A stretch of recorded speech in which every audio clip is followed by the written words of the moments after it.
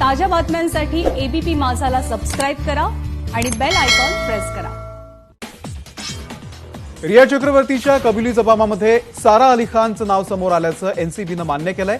मात्र अद्यापही 25 बॉलिवूड सेलिब्रिटींची नावांची यादी नसल्याची माहिती एनसीबीचे सहाय्यक संचालक केपीएस मल्होत्रा यांनी दिली आहे। मुंबईला अनेक वर्षांपासून ड्रग्सची कीड लागली आहे असं धक्कादायक विधान गृहमंत्री अनिल देशमुख यांनी केलं। ड्रग्स कनेक्शनमध्ये याआधी देखील केंद्रीय मंत्र्यांच्या मुलांची नावं आलेली आहेत असंही देशमुख यांनी म्हटलंय। ते एबीपी माझाच्या कार्यक्रमात बोलत होते। बॉलिवूडमधल्या ड्रग्स कनेक्शन संदर्भात खोलवरती चर्चा करणार असल्याचं देशमुख यांनी सांगितलंय। तर याच कार्यक्रमामध्ये भाजपचे नेते आशिष शेलार यांनी आदित्य ठाकरेंवरती निशाणा साधला। ड्रग्स तस्करी प्रकरणामध्ये विचारला असता बॉलिवूडशी नातं सांगणारे वांद्रे पूर्ववर राहतात असं म्हणत नाव न घेता भाजप आमदार आशिष शेलार यांनी आदित्य ठाकरेंवरती निशाणा साधलाय। अभिनेता सुशांत सिंग राजपूत प्रकरणामध्ये त्याच्या कुटुंबियांनी कुणावरही संशय व्यक्त केलेला नव्हता। तसंच सुशांतची आत्महत्या असल्याचं त्यांनी लिहूनही दिलं होतं। मात्र मुंबई पोलिसांनी सुशांत प्रकरणामध्ये गुन्हा दाखल केला नाही असं गृहमंत्री अनिल देशमुख यांनी एबीपी माझाच्या प्रश्न महाराष्ट्राचे या कार्यक्रमात स्पष्ट केलंय। ड्रग्स प्रकरणामध्ये कंगना असून देखील कंगना रनौतची चौकशी एनसीबीनं का केली नाही असा सवाल काँग्रेसचे नेते सचिन सावंत यांनी केलाय। कंगनाकडे ड्रग्ज आणि बॉलिवूडमधल्या कनेक्शनची माहिती होती। याबाबतची माहिती तिला तपास यंत्रणांना द्यायची होती, तरीही एनसीबीनं तिला कुठलंही समज दिलं नाही असं सुद्धा सचिन सावंत यांनी म्हटलंय। मुंबईसह महाराष्ट्र पोलिसांना बदनाम ठरवून केला जात असल्याचा आरोप देखील आता राऊतांनी केलेला आहे। मुंबईला महाराष्ट्रापासून वेगळं करण्याचा डाव शिवसेनेमुळे सफल झालेला नाही। शिवसेना आहे म्हणून मुंबई महाराष्ट्रापासून तुटलेली नाही असंही राऊत यांनी आवर्जून सांगितलंय। मुंबई पोलिसांची क्षमता खूप आहे, पण त्यांना त्यांच्या क्षमतेनुसार काम करू दिलं जात नसल्याचा आरोप आशिष शेलार यांनी केलाय। सत्तेमध्ये गुंड प्रवृत्तीची लोक बसलेली आहेत। सत्ताधारी मुंबईला वाचवू शकत नाही तसा टोला देखील शेलार यांनी लगावलाय। मुंबई महानगरपालिकेनं कंगनाच्या कार्यालयावरील अनधिकृत बांधकामावरती कारवाई केली आणि त्याचं स्वागत व्हायला हवं। याउलट राज्यपालांनी तिला भेटीची वेळ दिली। मग हजारो अनधिकृत गरीब झोपड्यांवरती कारवाई होणाऱ्या लोकांना देखील राज्यपालांनी भेटावं असा उपहासात्मक टोला परिवहन मंत्री अनिल परब यांनी लगावलाय। कोरोना काळामध्ये केंद्राकडून मदत मिळाली, मात्र आता राज्यामध्ये कोरोनाची संख्या वाढत असताना केंद्रानं मदत देणं बंद केलंय। मी याबाबत केंद्रीय मंत्री प्रकाश जावडेकरांना विनंती केली आहे की मदत बंद करू नका असं आरोग्यमंत्री राजेश टोपे यांनी म्हटलंय। ते एबीपी माझाच्या प्रश्न महाराष्ट्राचे या कार्यक्रमात बोलत होते। राज्यातले व्हेंटिलेटर धुळखात पडत असल्याचा आरोप विधान परिषदेचे विरोधी पक्षनेते प्रवीण दरेकर यांनी केलाय। प्रश्न महाराष्ट्राचे या कार्यक्रमात ते बोलत होते। दरेकरांच्या प्रश्नाला उत्तर देताना राज्यामध्ये व्हेंटिलेटर्सची कमतरता नसल्याचं जबाबदारीनं सांगत असल्याचं उत्तर आरोग्यमंत्री राजेश टोपे यांनी दिलंय। सर्वोच्च न्यायालयामध्ये प्रकरण असताना सरकारनं मराठा आरक्षणाबाबत विरोधकांशी चर्चा केली नसल्याचा आरोप भाजपचे प्रदेशाध्यक्ष चंद्रकांत पाटील यांनी केलाय। शरद पवार यांच्याकडून ही अपेक्षा नाही। ते 50 वर्षांपासून राजकारणामध्ये असताना मराठा आरक्षण का दिलं नाही असा सवाल देखील चंद्रकांत पाटील यांनी विचारलेला आहे। आता अध्यादेश काढणं म्हणजे मराठा समाजाच्या तोंडाला पानं पुसण्यासारखं आहे असंही चंद्रकांत पाटील यांनी म्हटलंय। मुंबईसह महाराष्ट्र आर्थिक विवंचनेमध्ये असताना केंद्र सरकार मदत करण्यास तयार नसल्याचं शिवसेनेचे खासदार संजय राऊत यांनी म्हटलंय।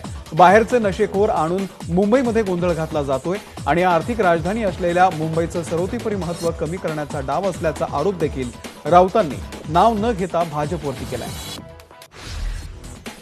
कोविड काळामध्ये केंद्र सरकारचं सहकार्य मिळत नाही असा आरोप ऊर्जा मंत्री नितीन राऊत यांनी प्रश्न महाराष्ट्राचे या कार्यक्रमामध्ये उपस्थित केलाय। दरम्यान 3 महिन्यांचं एकत्रित वीज बिल दिल्यानं चूक झाली अशी सुद्धा कबुली नितीन राऊत यांनी दिली। दरवर्षी ऊसतोड कामगारांचा करार असतो। हा करार असताना त्यांच्या मजुरीमध्ये वाढ, ते ज्या ठिकाणी जातील त्या ठिकाणी कोरोना झाला तर सुविधा, त्यांची पत्नी गर्भवती असेल तर त्यांच्यासाठी योजना, ऊसतोड कामगारांमध्ये मुलींची लग्न लवकर केली जातात, त्यांच्यासाठी काही योजना आणणं यावरती सकारात्मक चर्चा सुरू आहे। तोपर्यंत ऊसतोड कामगारांनी कोयता म्यान ठेवावा असं भाजपच्या नेत्या पंकजा मुंडे यांनी प्रश्न महाराष्ट्राचे या कार्यक्रमामध्ये म्हटलेलं आहे। एकीकडे भाजप विरुद्ध महाविकास आघाडी असा राजकीय संघर्ष सुरू असताना आता रिपाई अध्यक्ष आणि केंद्रीय सामाजिक न्याय राज्यमंत्री रामदास आठवले यांनी सुद्धा आता पुन्हा एकदा ठाकरे सरकारच्या कार्यकाळावरती प्रश्नचिन्ह उपस्थित केलंय। ठाकरे सरकार एखादं वर्ष कसं बसं पूर्ण करेल असं विधान देखील आठवलेंनी केलंय। एखाद्या नटीच्या वक्तव्यावरती रिॲक्ट व्हावं इतकी ती मोठी व्यक्ती नाही असं वक्तव्य खासदार अमोल कोल्हे यांनी केलंय. देशासमोर अनेक महत्त्वाचे प्रश्न आहेत आणि त्यामुळे माझ्या आणि आपल्या जनतेच्या जीवनावरती फरक पडणार आहे. कुठल्या तरी नटीच्या ट्विटवरती प्रतिक्रिया दिल्यानं फरक पडणार नाही असं सुद्धा कोल्हे यांनी म्हटलंय. राज्यातील मंदिरांमुळे अर्थव्यवस्थेला मोठी चालना मिळू शकते. मंदिरं खुली करण्यासाठीची नियमावली आखण्याचं काम सरकार करतंय. येत्या आठवड्याभरामध्ये मंदिरं खुली करण्यासंदर्भात निर्णय घेतला जाऊ शकतो असं वंचित बहुजन आघाडीचे अध्यक्ष प्रकाश आंबेडकर यांनी म्हटलंय. मराठा आरक्षणाबाबत सर्वपक्षीय खासदारांनी एकत्रित येऊन पंतप्रधानांना निवेदन द्यायला हवं असं संभाजीराजेंनी म्हटलंय. याबाबत संभाजीराजेंनी महाराष्ट्रामधल्या सर्व राज्यसभा आणि लोकसभा खासदारांना पत्र सुद्धा लिहिलंय. तामिळनाडूचं आरक्षण टिकलं मग महाराष्ट्राबाबत काय अडचण येते असा सवालही त्यांनी केलाय. आरक्षणाला स्थगिती मिळाल्यानंतर आता मराठा समाज आक्रमक झालाय. मराठा क्रांती मोर्चानं देखील आंदोलनाची हाक दिली आहे. पुण्यामध्ये 17 तारखेला जिल्हाधिकारी कार्यालयाला घेराव घालण्याचा इशारा मराठा महासंघाचे अध्यक्ष राजेंद्र कोंढरे यांनी दिलाय. जर गुरुवारच्या आंदोलनाचा प्रश्न सुटला नाही तर आमदार आणि खासदारांच्या घरासमोर घंटानाद आंदोलन करण्याचा इशारा त्यांनी दिलेला आहे. येत्या 7 दिवसांमध्ये मराठा आरक्षणासंदर्भात राज्य सरकारनं अध्यादेश काढला नाही तर अहमदनगर जिल्ह्यातील 3ही मंत्र्यांच्या घरावरती मोर्चे काढणार असल्याचा इशारा मराठा महासंघाचे अध्यक्ष संभाजी दुहातोंडे यांनी दिलेला आहे. सर्वोच्च न्यायालयानं मराठा आरक्षणाला स्थगिती दिल्यानंतर मराठा संघटनांनी प्रत्येक जिल्ह्यामध्ये बैठकांचं आयोजन केलंय. काल राज्यामध्ये दिवसभरामध्ये 17,066 नवे कोरोनाचे रुग्ण आढळले तर 257 जणांचा मृत्यू झालाय. आज दिवसभरामध्ये 15,789 एवढे रुग्ण बरे होऊन घरी परतले. त्यामुळे राज्यामध्ये आजपर्यंत एकूण 7,55,850 कोरोनाबाधित रुग्ण कोरोनापासून मुक्त झाले. इकडे औरंगाबादमध्ये काल दिवसभरामध्ये 427 नव्या कोरोनाग्रस्तांची नोंद करण्यात आली तर दिवसभरामध्ये 398 जणांनी कोरोनावरती मात केली. आतापर्यंत 22,211 कोरोनाबाधितांनी कोरोनावरती मात केली आहे. ऑक्सिजन पुरवठा करणाऱ्या गाड्यांना रुग्णवाहिका सामान दर्जा देण्यात यावा. कोविडच्या पार्श्वभूमीवरती राज्यातील ऑक्सिजनचा पुरवठा हा सुरळीत व्हावा यासाठी राज्य सरकारनं हा निर्णय घेतलाय आणि यासाठी आता या वाहनांना देखील सायरन असणार आहे. त्यासोबतच त्यांची वाहनांची वाहतूक न रोखण्याचे देखील निर्देश देण्यात आलेले आहेत. हिंगोलीमध्ये जिल्हा सामान्य रुग्णालयामध्ये ऑक्सिजन न मिळाल्यानं पतीचा मृत्यू झाल्याचा आरोप एका महिलेनं केलाय. त्याचबरोबर रुग्णालयाच्या बाहेर महिला टाहो फोडत असून सध्या महिलेचा हा व्हिडिओ सोशल मीडियावरती व्हायरल झालाय.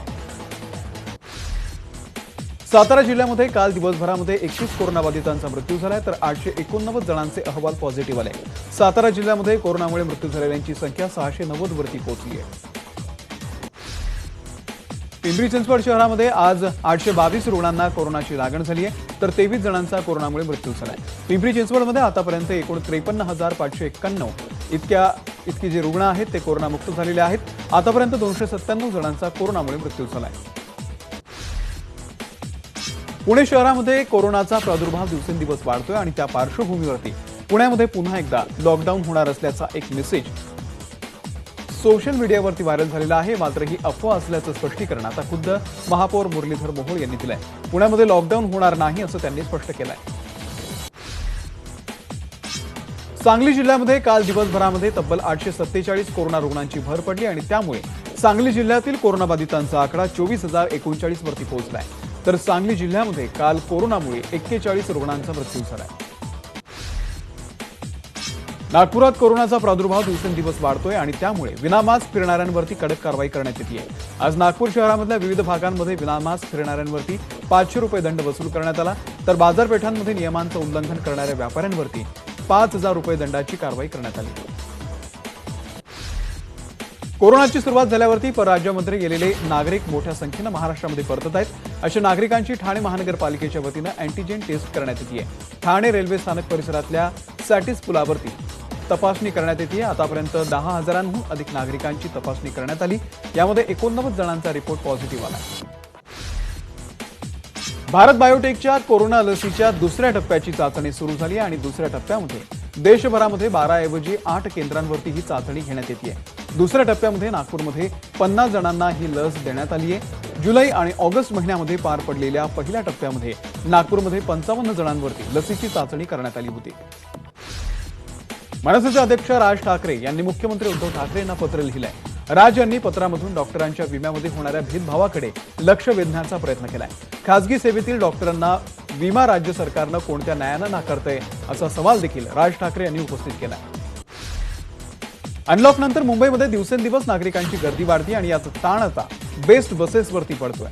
सोशल डिस्टन्सिंगचा फज्जा उडतोय आणि याच्या विरोधात काल बेस्ट कर्मचाऱ्यांनी आंदोलन केलं. वडाळ्यामधल्या बस डेपो समोर शशांक राव यांच्या नेतृत्वाखाली जोरदार निदर्शनं करण्यात आली. केंद्र शासनानं कांद्याची निर्यात बंद केलेली आहे. वाणिज्य मंत्रालयानं प्रसिद्धी पत्रकाद्वारे हे जाहीर केलंय. कांद्यामध्ये झालेल्या दरवाढीला नियंत्रणामध्ये आणण्यासाठी केंद्रानं आता पाऊल उचललंय. अतिपावसामुळे देशातील कांदा पिकावरती परिणाम झाला होता आणि कांद्याची मागणी देखील वाढलेली होती. राष्ट्रवादी काँग्रेसचे अध्यक्ष शरद पवार हे वाणिज्य मंत्री पियुष गोयल यांची भेट घेणार आहेत.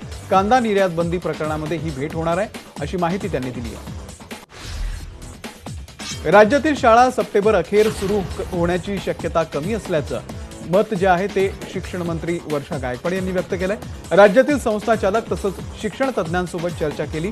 त्यामध्ये बहुतेक जे शिक्षक आहेत त्या संस्था चालकांनी ग्रामीण भागामध्ये कोरोना रुग्ण वाढत असल्यानं शाळा सुरू करण्यास हरकत घेतलेली आहे. अमरावतीच्या खासदार नवनीत राणा यांच्या घरासमोर पोलिसांचा बंदोबस्त वाढवण्यात आलाय. खासदार नवनीत राणा यांनी मुख्यमंत्री उद्धव ठाकरे यांच्यावरती निशाणा साधला होता आणि त्यानंतर त्यांनी संरक्षण मंत्री राजनाथ सिंह यांच्याकडे तक्रार केली होती. सोलापूरमध्ये थकीत ऊस बिलावरून कारखान्याच्या चिमणीवरती चढून आंदोलन करण्यात आलं.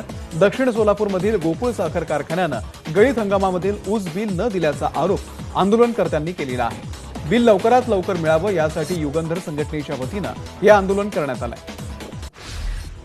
शेतकऱ्यांना पीक कर्ज मिळावं यासाठी जालन्यामध्ये मनसेनं आंदोलन केलं. विजय मल्ल्या आणि नीरव मोदीचे मुखवटे घालून यावेळी आंदोलकांनी सरकारविरोधात जोरदार घोषणाबाजी केली. सुरक्षा दलाच्या ड्रोन कॅमेऱ्यामध्ये नक्षलवादी कैद झालेले आहेत. छत्तीसगडमधील सुकमा इथल्या पालोडीच्या जंगल परिसरातील ही दृश्य आहेत. पालोडीच्या जंगलातील नाला पार करताना नक्षलवादी या ठिकाणी दिसून आलेले आहेत. बुलढाण्याच्या मेहकर तालुक्यामध्ये काही मध्यधुंद तरुणांनी डीजेच्या तालावरती धरणाच्या परिसरामध्ये धिंगाणा घातला. उतावळी नदीच्या सांडव्यावरती वाहणारं पाणी या पाहण्यासाठी पर्यटकांनी मोठी गर्दी केली होती आणि त्या ठिकाणी काही मध्यधुंद तरुण हे डीजेच्या तालावरती फिरकत असल्याचं पाहायला मिळालं. कोरोनावरती जोपर्यंत औषध येत नाही तोपर्यंत देशवासियांना आधीसारखा पूर्ण ढिलाई बाळगता येणार नाही असं पंतप्रधान नरेंद्र मोदी यांनी म्हटलंय. संसदेच्या अधिवेशनाला सुरुवात होण्याच्या आधी मोदींनी हे भाष्य केलंय. कोरोनाची लस करण्याचं उत्पादन काम सध्या आता गतीनं सुरू आहे. मात्र जगामध्ये सगळ्यांनी कोरोनाची लस उपलब्ध व्हायला 4 वर्ष लागतील अशी प्रतिक्रिया सिरम इन्स्टिट्यूटचे अदर पुनावाला यांनी व्यक्त केलाय. सध्या औषध कंपन्या पुरेशा वेगानं उत्पादन वाढवत नसल्याचं मत त्यांनी व्यक्त केलंय. बॉलिवूडच्या ड्रग्ज कनेक्शन प्रकरणाचे पडसाद काल संसदेत देखील उमटले. अभिनेता आणि भाजपचे खासदार रवी किशन यांनी हा मुद्दा लोकसभेमध्ये उपस्थित केला. ड्रग्ज कनेक्शन प्रकरणामध्ये दोषींवरती कठोर कारवाई करण्याची मागणी रवी किशन यांनी केली.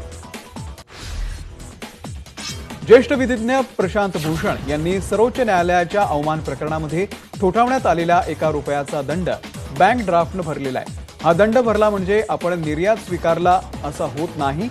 आपण याबद्दल पुनर्विचार याचिका दाखल करणार आहोत असं देखील त्यांनी सांगितलंय. उमरखालीतला 10 दिवसांची पोलीस कोठडी सुनावण्यात आलेली आहे. दिल्ली दंगल प्रकरणामध्ये जेएनयूचा माजी विद्यार्थी आणि नेता उमर खालिदला दिल्ली पोलिसांच्या स्पेशल सेलनं काल अटक केली. अमेरिकेमध्ये टिकटॉक खरेदी करण्याच्या शर्यतीमध्ये मायक्रोसॉफ्ट कंपनी मागे पडलेली आहे. बाईट डान्सनं मायक्रोसॉफ्टचा टिकटॉकची भागीदारी खरेदी करण्याचा प्रस्ताव फेटाळलाय आणि त्यामुळे आता मायक्रोसॉफ्ट यामध्ये मागे पडल्यानंतर अमेरिकेमध्ये ओरॅकल कंपनी टिकटॉकचा व्यवसाय खरेदी करण्याची शक्यता आहे.